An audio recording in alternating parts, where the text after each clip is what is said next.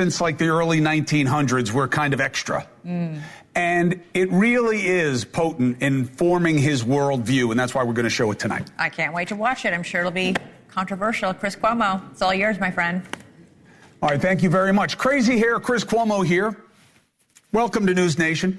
Common sense is not too common these days, is it? But if you look past the posers on the left and right, you can see what's reasonable. Reasonable is enforcing immigration laws. But not all people who enter illegally are the same. And you know who knows that? Law enforcement. You know who else? Communities all over this country that need and are improved by folks who may not have come here the right way, but they do the right thing once here. Democrats relied on this notion too heavily, ignored the flow of illegal migrations to their own peril and the country's, and gave Trump an easy opportunity. But now our president, too, is losing the plot. How? New DHS data provided to reporters on a call shows that under Trump, 1 in 4 migrants arrested by ICE, no criminal background, other than the illegal entrance, which I don't know why Democrats insist it's not a crime to enter illegally. It is. It's a misdemeanor under the code. I don't know why they're living in defiance of that. But what happened to rounding up the bad hombres? Remember all of the Trump talk about how they're killing everybody and one is too many? And see, for Trump, this is about numbers, not national security. So more is better, no matter if they are bad hombres or not. And then to make it more impressive, they're now saying Biden fudged his immigration arrest numbers. And you know what the proof is?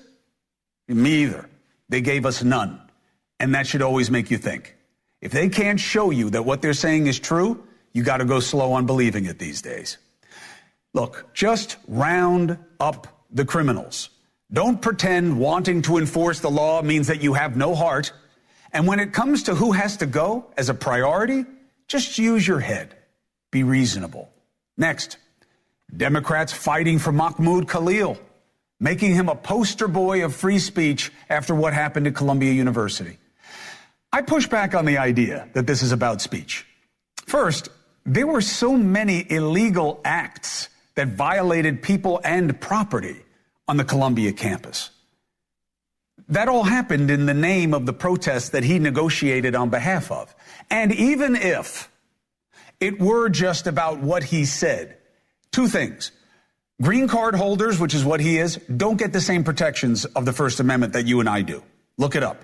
As such, the government has a lower burden of proof to deport Khalil as a green card holder, especially if the speech goes to promoting terroristic ideas. And his group praised October 7th, called for armed resistance to destroy Western civilization. Okay? But the real point here that blows past reasonable is why the left is protecting this anti-Semite and not the Alawites in Syria, not the Uyghurs in China, not the Christians in the Congo. You know why? Because this is about preference, not protecting what matters. And that's not reasonable. The markets, tanking. Trump now says they don't matter. Nor do polls showing over half of us are upset at his handling of the economy. And he now points to falling rates of inflation as a good sign. All of that existed under Biden from time to time, and all of it was ammunition for Trump. Trump said nothing that he's saying now under Biden. When the markets went down, look how terrible. Falling rates of inflation, not enough. Prices are still inflating. All obvious hypocrisy. And yet he and his zealous supporters now have new rules, just like with tariffs. Despite historically opposing tariffs because they almost inexorably have the effect of raising prices. And that's why they used to oppose them on the right as the party of free trade. Now they're great.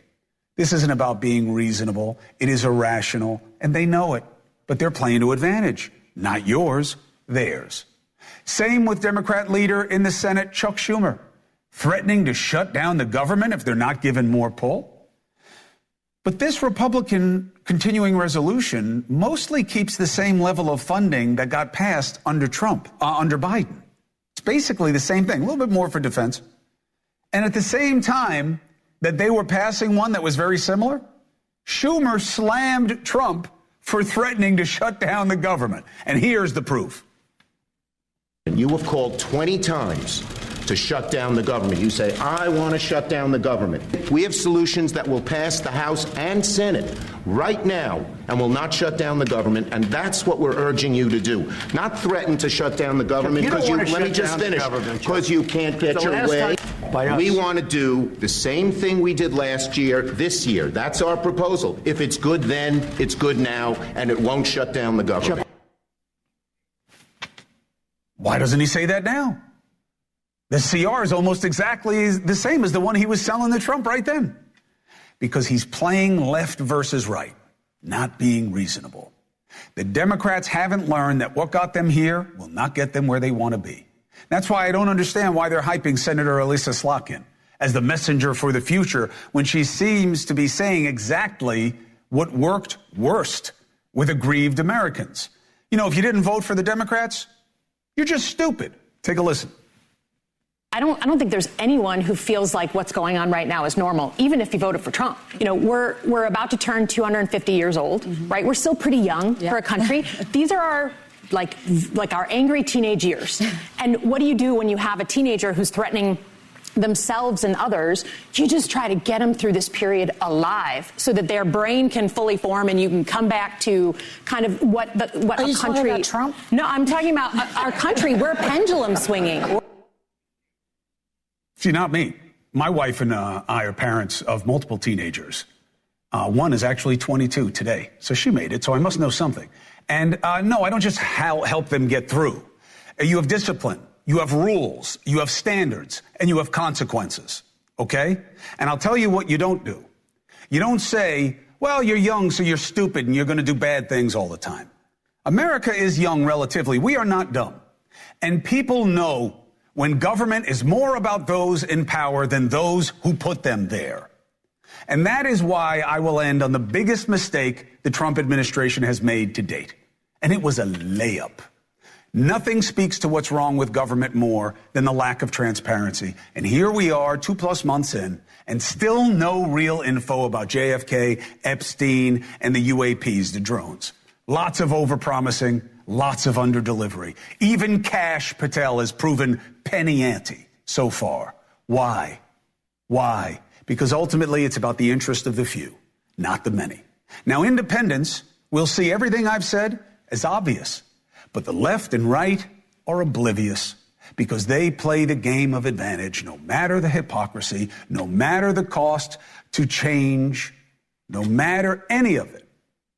The majority needs things done. The parties don't want the same things. And that's why, oh yeah, it's both sides. And when you push past left and right, you get to what is reasonable. Now, I want to give the audience something that they only get on NewsNation.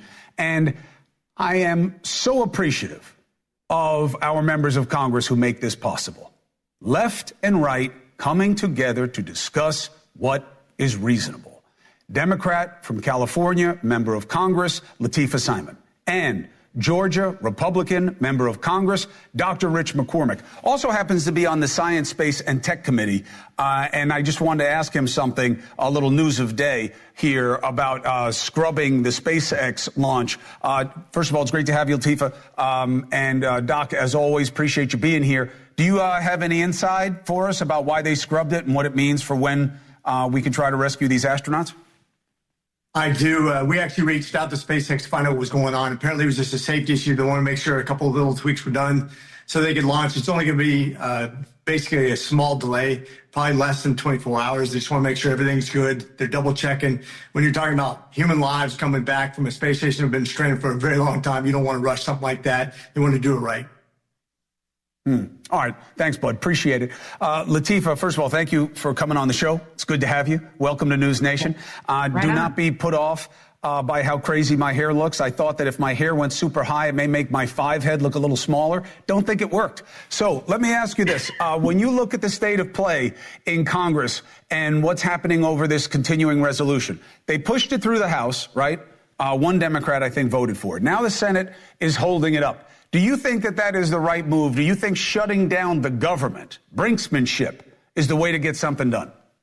I want to be clear, and it's so awesome to be on your show. And my colleague on the right side of the aisle, I actually think we're going to do good work together in the 119th Congress. I came to be a legislator for real people, not only in California's 12th district, but all over the country.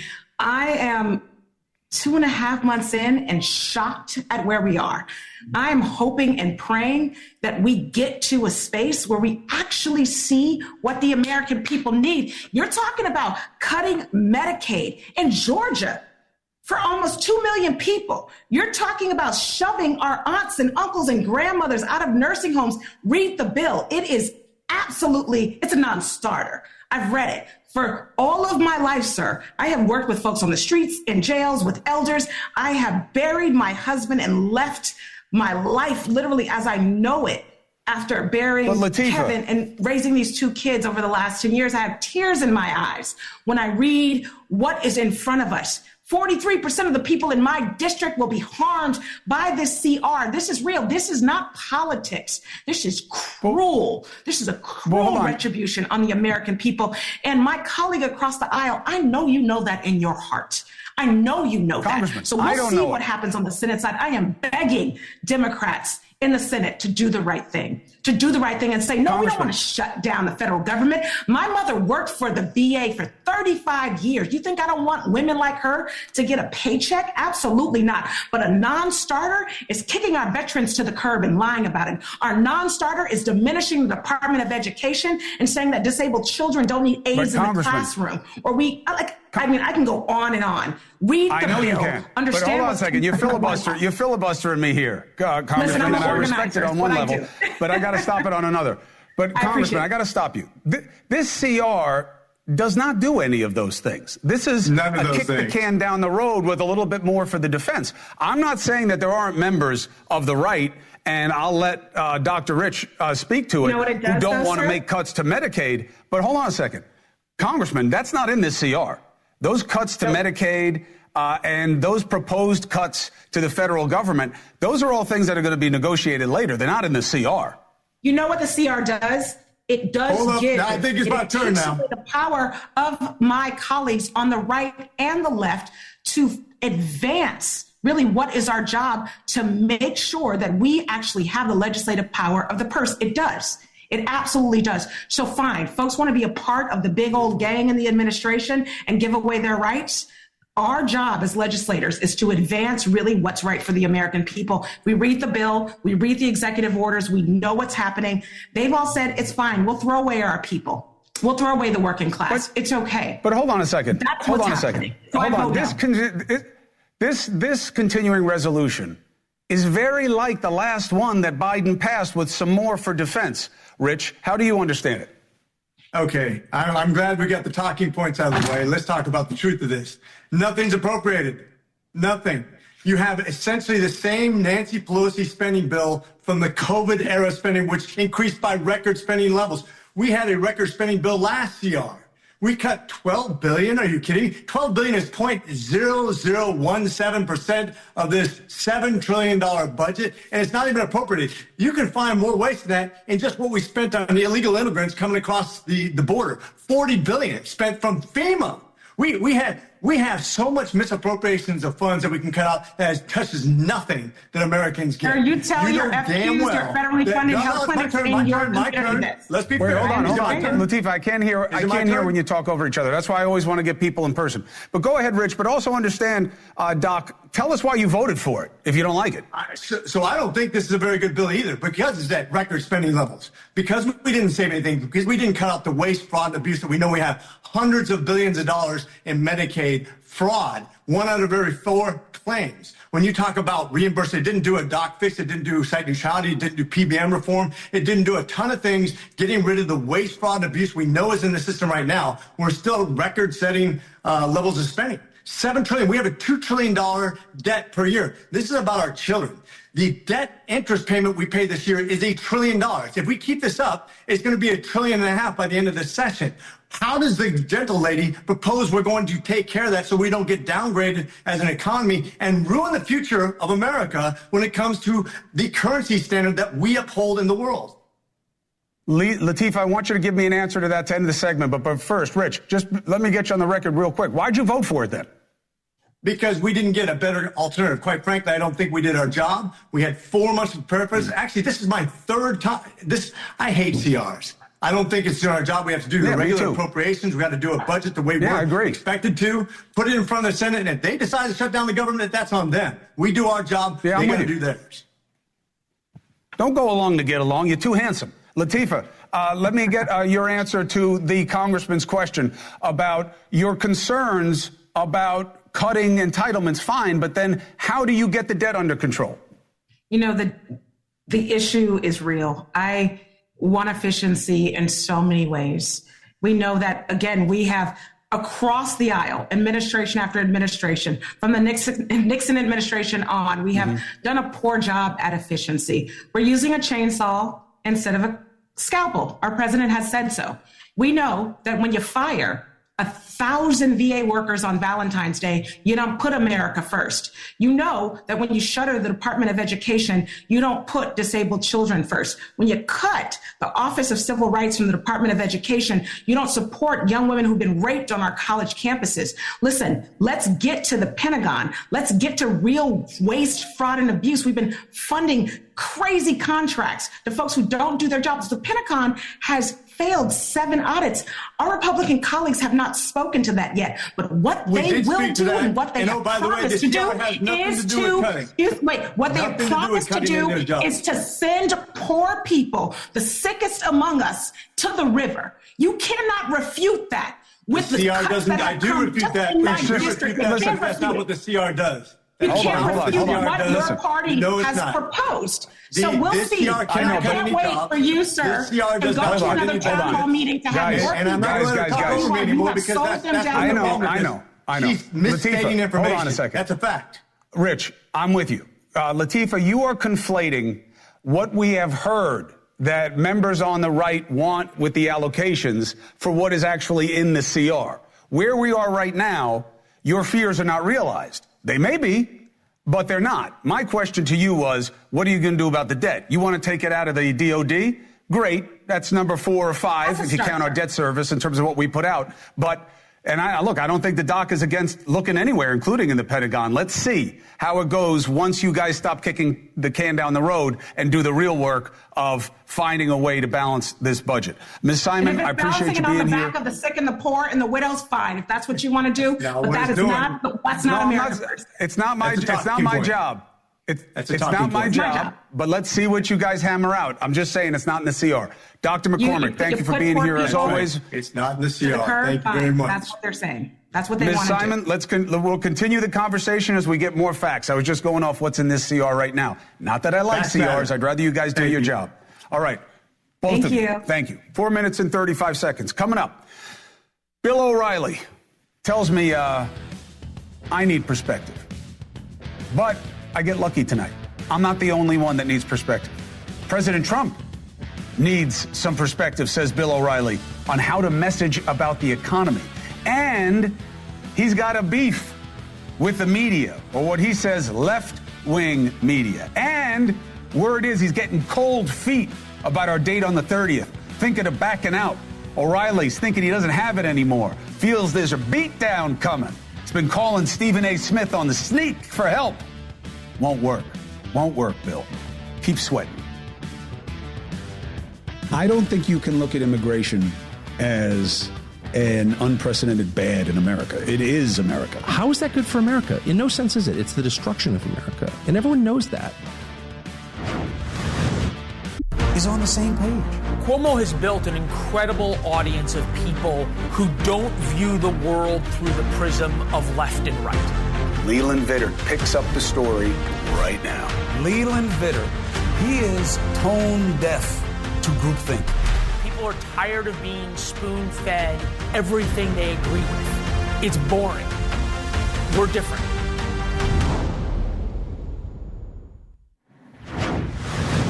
Let's bring in Bill O'Reilly. He sees an issue with how the administration is messaging on the economy. It's good to see you, my friend. Thank you for letting me tease you in the tease. What do you mean by the messaging on the economy? Well, first of all, you haven't been drinking today, have you? Because I think that's why your hair is standing up there. I think that's what it's all about. I was going for a new look. Didn't work. Didn't work. Yeah. Based on your tease, Cuomo, you must have had a long lunch.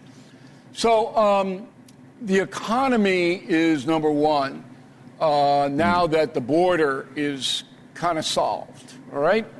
And that was Donald Trump's big campaign promise, that he would stop the madness at the southern border, which he has. And you got to give him credit for that. But now people revert back to, well, how is this economy going to affect me? And they're scared. Now, the price of a barrel of oil is coming down big, $62, I think it was today. That'll drive down oil prices, so you're okay there. If you want to buy a bunch of Chinese puppets or pajamas, you pay more for that, okay? I kind of look at the label, and I don't ban foreign goods, but I would rather buy American and spend a few more dollars. But people are starting to panic, the stock market and all that. So what I would do if I were President Trump, I'd have a calming presence to come out and explain exactly why the president is doing what he's doing, because most people don't understand tariffs. In fact, the president himself moments ago put my tariff explanation on Truth Social. And it wasn't an endorsement of his tariff policy. It was explaining what exactly tariffs are and how they work and how the United States has been getting hosed for decades. But we're so huge here, we're so big, our economy is so vibrant that it really hasn't hurt us on an individual basis. But going forward, President Trump believes that a better trade environment with the world is going to strengthen his country tremendously, and that's why he's doing what he's doing. He needs to have somebody go out and say that with a chart, big chart, you know? Because folks don't know. I understand what you're saying. I think your first point is the more powerful one, which is people are price sensitive. I mean, you were spot on when you simplified the election to gas and groceries. And you're right. You're recognizing that it's a world market, and when the price of oil comes down on the world market, you're going to see price adjustments. That's good. On groceries, it's not happening. Stock is the guys, betting that tariffs are going to be put in place and it's going to elevate pricing, and they don't like that on Wall Street. But the reality of higher prices, Bill, how does he explain that away when I don't know that most Americans are like you, where they'd rather buy American and pay more?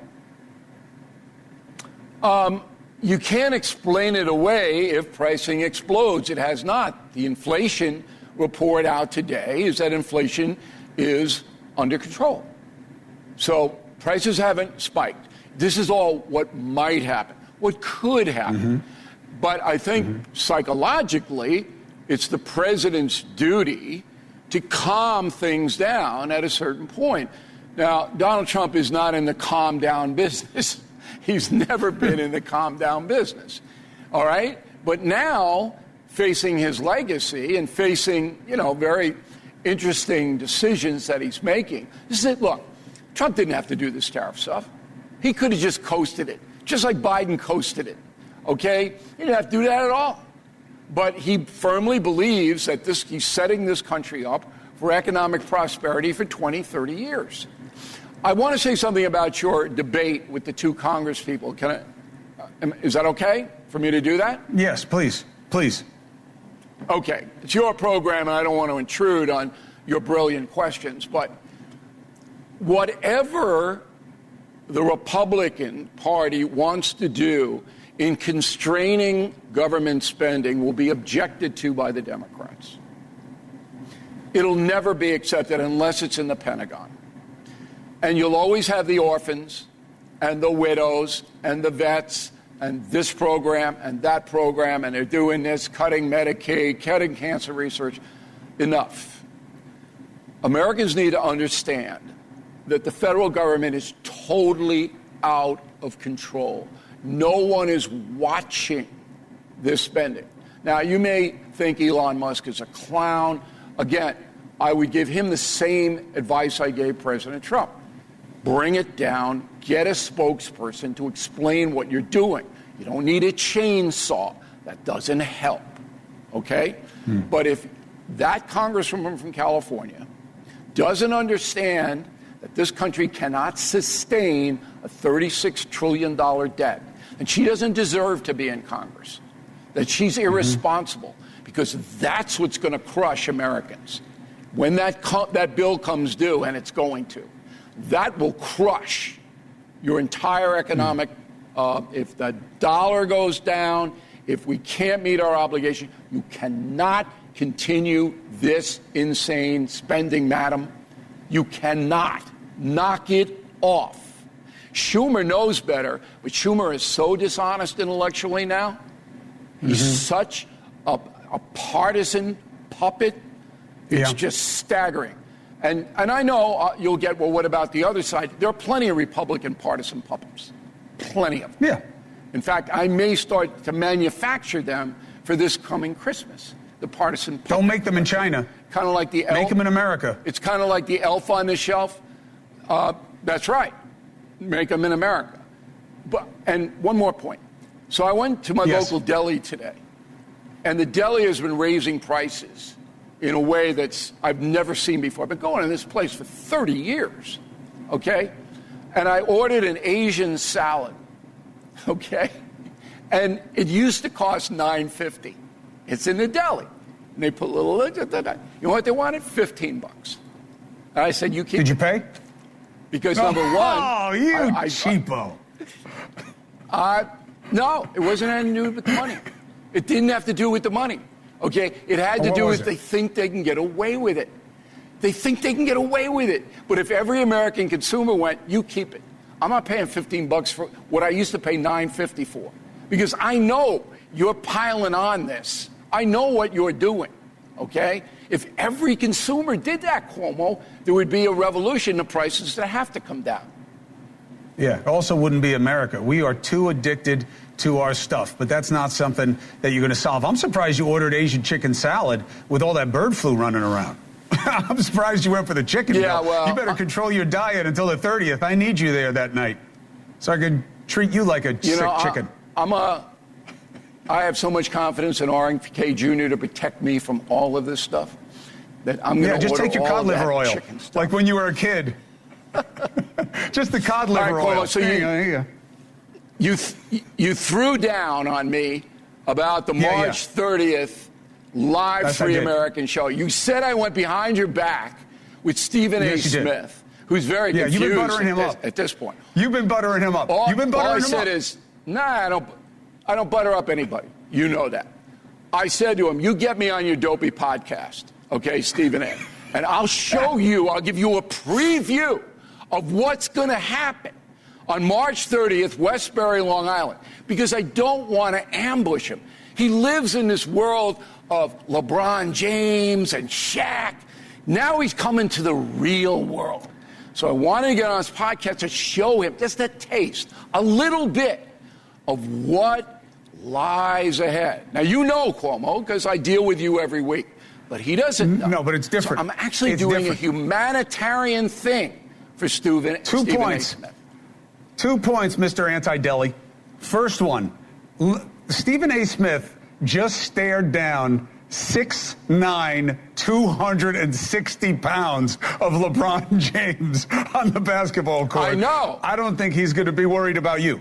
The second thing is... Okay, wait. Just let me reply. Go ahead. Let me reply. LeBron dressed down Stephen A. at the L.A. Coliseum, whatever it is, okay?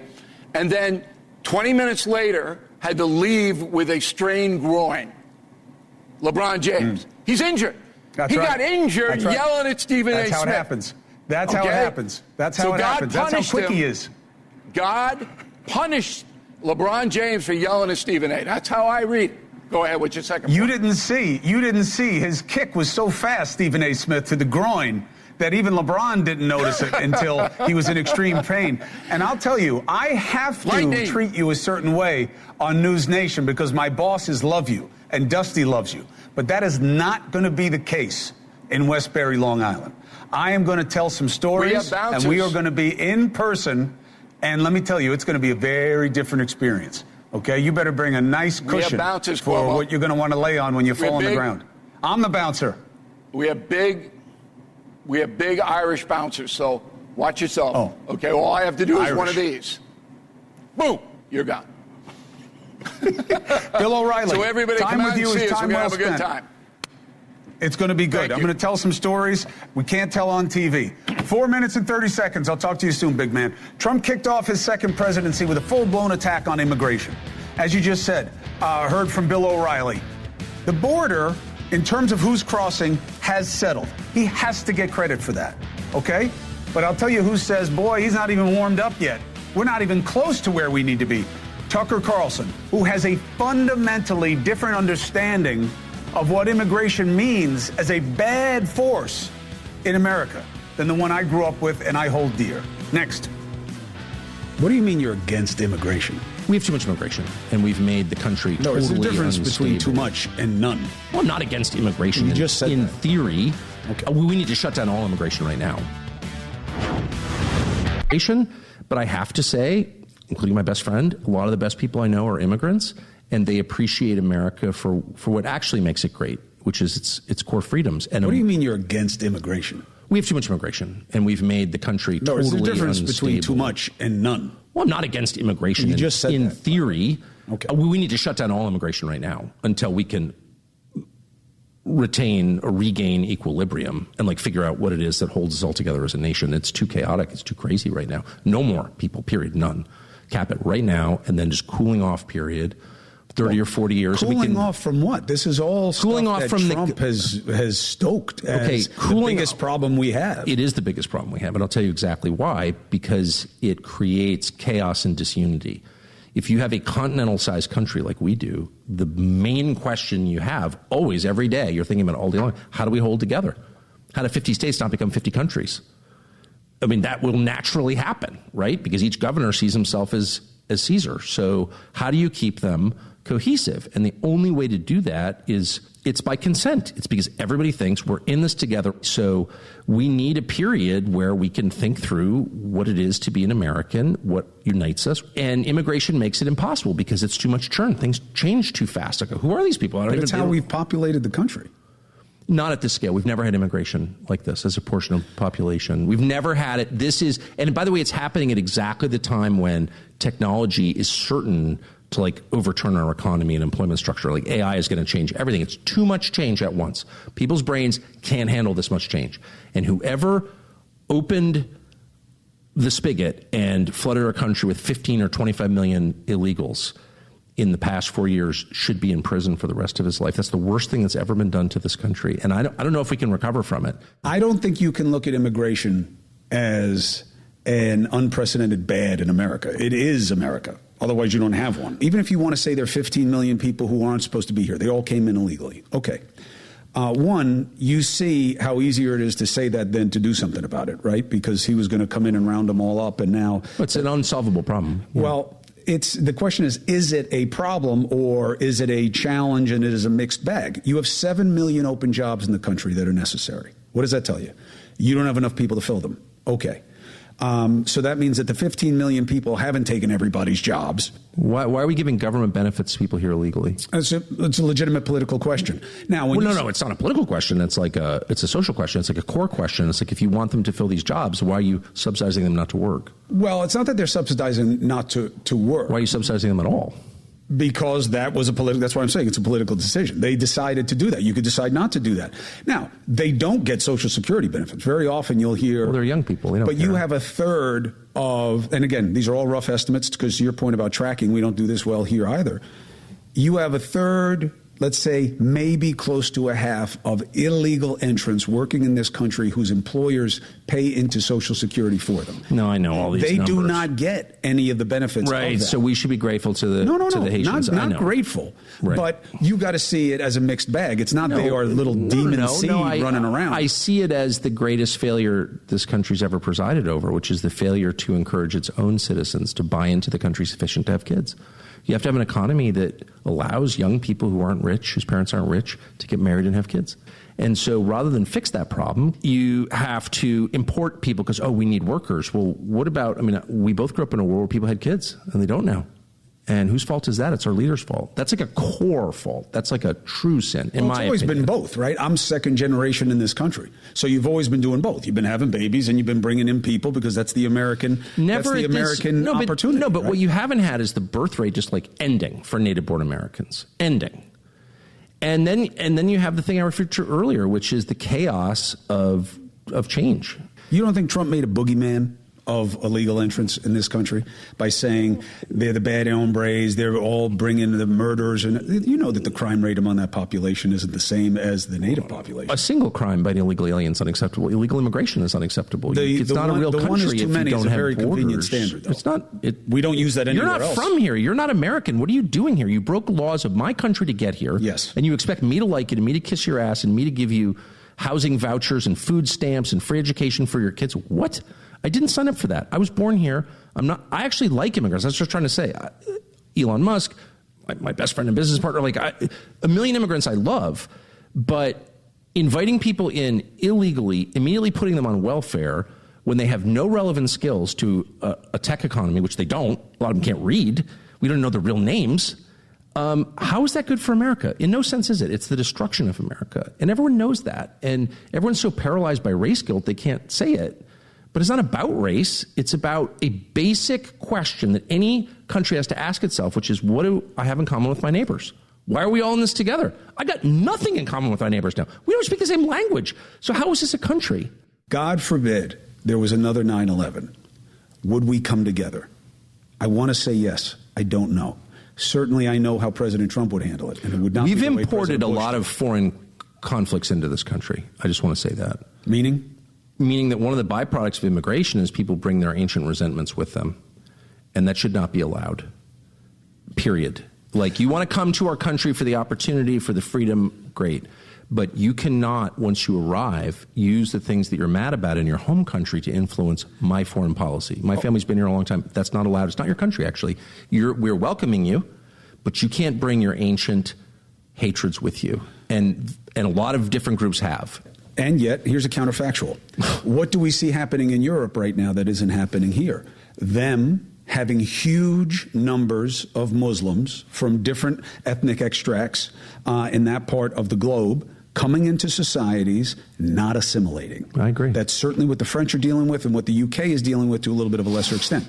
In America, that hasn't happened. Yes, we're farther away, but hasn't happened. Muslims come into this country. It's one of two countries on the face of the planet that have more Jews than Muslims. Probably won't stay that way. But when they come into this country, they assimilate.